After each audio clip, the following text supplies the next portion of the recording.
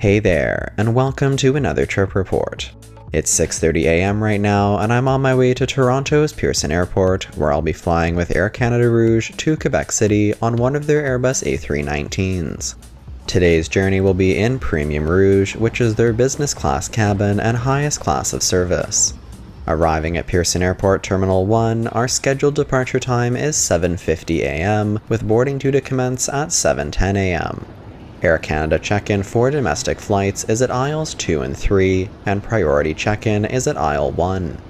The check-in at aisle 1 is open to travelers flying in business class, signature class, premium economy, Premium Rouge, or on a latitude economy fare, or to those who hold Aeroplan 50K, 75K, or Super Elite status. In this area, there's a separate line for Aeroplan Super Elite members, and everyone else is grouped into the other main line. The wait-in line was fairly long this morning, taking about 10 minutes before I was able to see an agent. With a Premium Rouge ticket, you receive 2 complimentary checked bags, each weighing 32 kilograms or 70 pounds. Checked baggage also receives a Star Alliance priority sticker for expedited handling. After dropping my bags, I'm off to security screening. From the priority check-in at aisle 1, you can conveniently reach the priority security line for the domestic D gates, which I have access to on a Premium Rouge ticket. The general screening line was very long this morning, so I was grateful to be able to skip it. It took 10 minutes from entry to exit of security, and it's now 7 a.m. With 10 minutes to go before my flight starts boarding, on a Premium Rouge ticket, I have the option of visiting either the Air Canada Domestic Maple Leaf Lounge or the new Air Canada Cafe across from gate D20. The Air Canada Cafe is Air Canada's new grab-and-go offering, with baristas serving up hot or cold drinks of your choice and lots of grab-and-go snacks. It's accessible only to those traveling in Signature, Business, or Premium Rouge, or to those holding Aeroplan 50K status or higher, or Star Alliance Gold status. Since I don't have time to sit and relax, I'll grab something there before heading to the gate.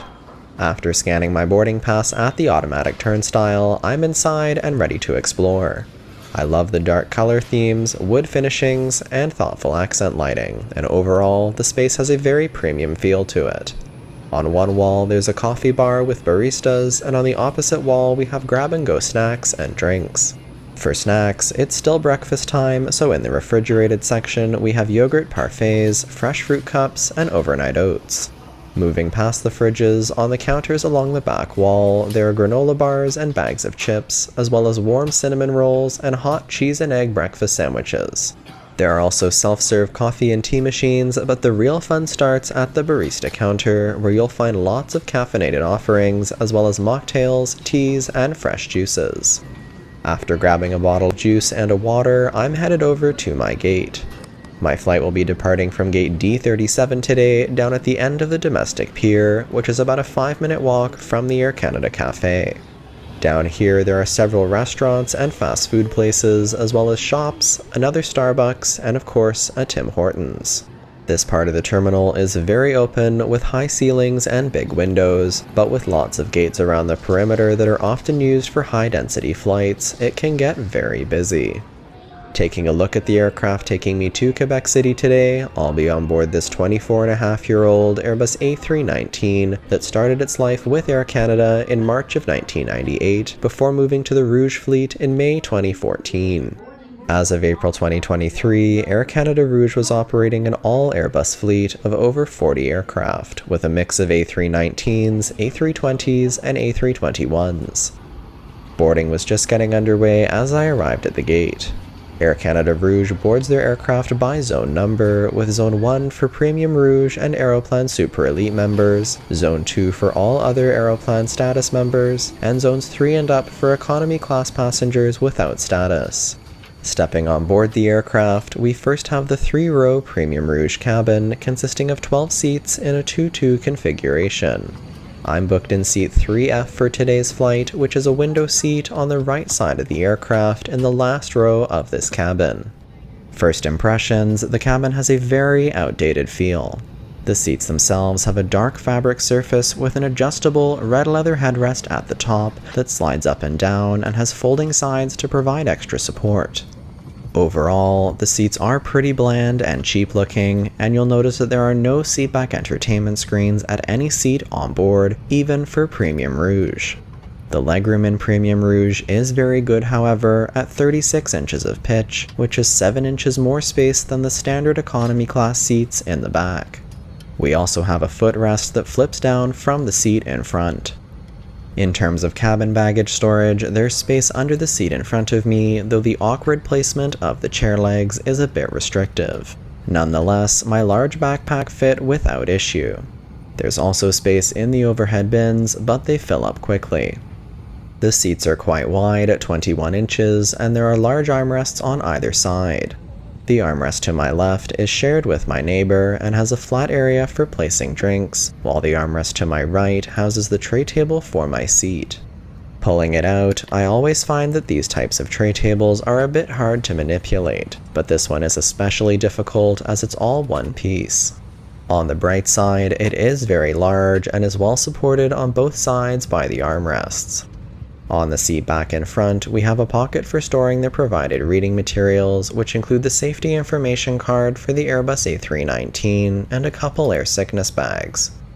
On the side of the seat back in front, we also have a retractable coat hook. Taking a closer look at the center console, in addition to the flat area on top for placing drinks, there's also a tray that can be pulled out for placing drinks or other items as well. On the front face of the console, we have a universal AC power outlet for each seat. Taking a closer look at the overhead panel above the seat, here we have a personal reading light and personal air vent, along with an attendant call button for the row.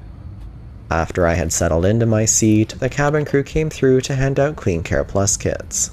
Air Canada and Air Canada Rouge distributed these kits to all passengers on all of their flights during 2020, 2021, and most of 2022 as a part of their commitment to passenger safety during the pandemic. Inside the kits, we have individual packets of hand sanitizer, disinfecting hand wipes, and a disposable face mask. The crew also handed out water bottles to each Premium Rouge passenger, as well as a Wi-Fi voucher for free Wi-Fi access on today's flight. I'm really impressed that Air Canada Rouge offers this to their Premium Rouge passengers and wish that mainline Air Canada did the same. Flight to Quebec City. They're just loading last week bags. We should be closing the door momentarily for on-scheduled departure. Once we're on our way, flight plan showing 37,000 feet this morning. About an hour and 5 minutes in the air, an hour and 30 minutes feet to gate. With boarding complete, we're now pushing back from the gate right on time at 7:50 a.m. Immédiatement votre personnel de cabine pour que votre appareil soit récupéré. Veuillez vous assurer de retirer votre couvre-visage avant d'ajuster votre masque à oxygène sur votre bouche et votre nez. Nous vous remercions de nous aider à assurer la...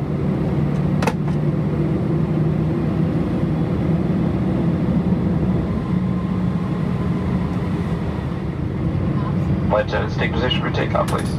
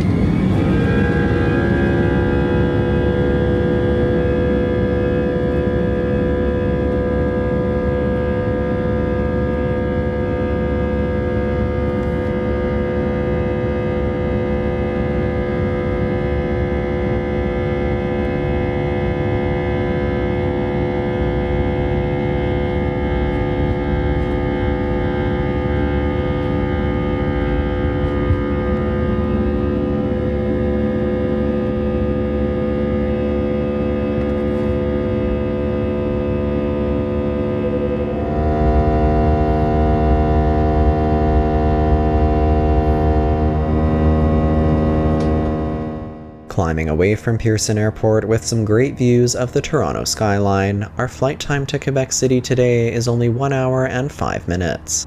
Shortly after takeoff, the flight attendant came through the cabin to ask each passenger if they would like breakfast on the flight. There's no meal choice on this short flight, with the only option being a broccoli and cheese frittata served with chicken sausage. While we wait for breakfast to be served, let's check out the onboard Wi-Fi. To connect, you join the Rouge Wi-Fi network and go to rougewifi.com.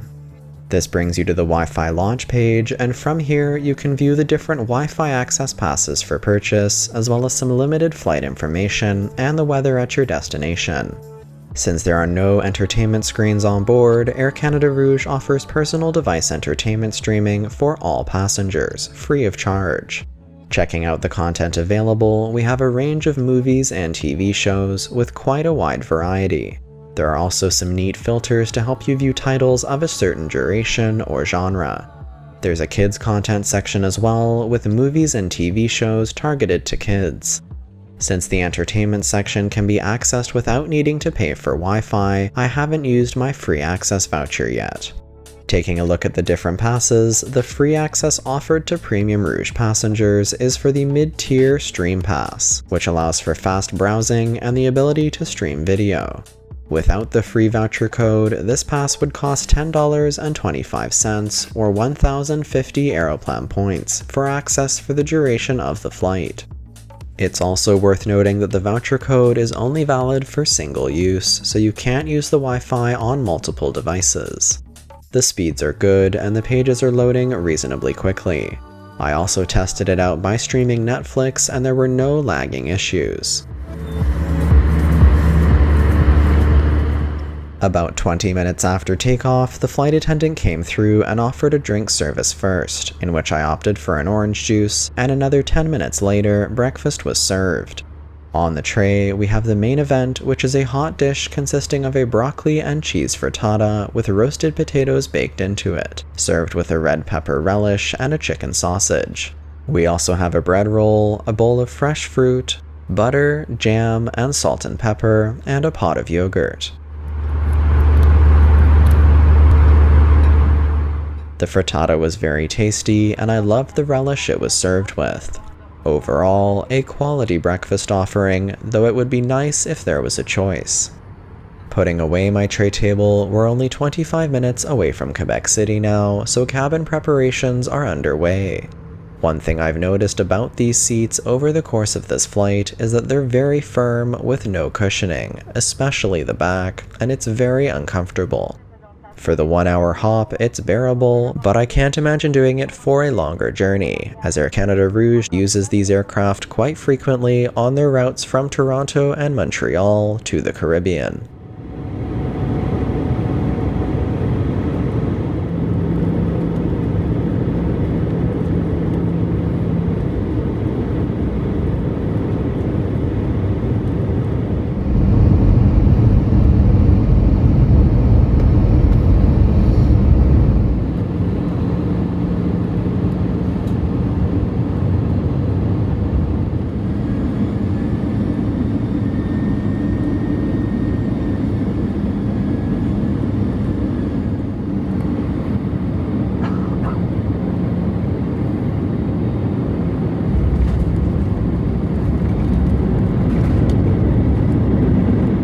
Bienvenue à Québec, il est présentement 9h08, heure locale. Veuillez rester assis avec votre ceinture attachée et vos effets personnels bien rangés jusqu'à l'institution de la consigne des ceintures. L'utilisation du chemin, l'utilisation du téléphone cellulaire est maintenant permise.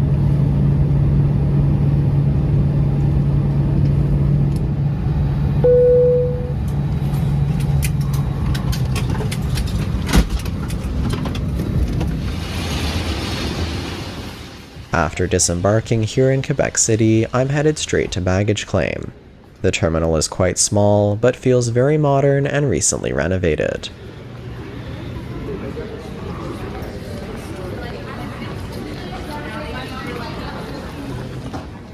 In baggage claim, there are only 2 carousels with bags from my flight arriving on Carousel B.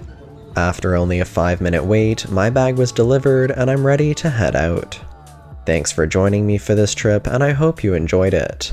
Now for some comments on the experience overall. Air Canada Rouge's Premium Rouge hard product is a little worn out, with an outdated cabin, uncomfortable seats, and no in-seat entertainment. Thankfully, each seat is equipped with an AC power outlet, and they do offer streaming of personal device entertainment content free of charge. I also love that free Wi-Fi access was offered to all Premium Rouge passengers.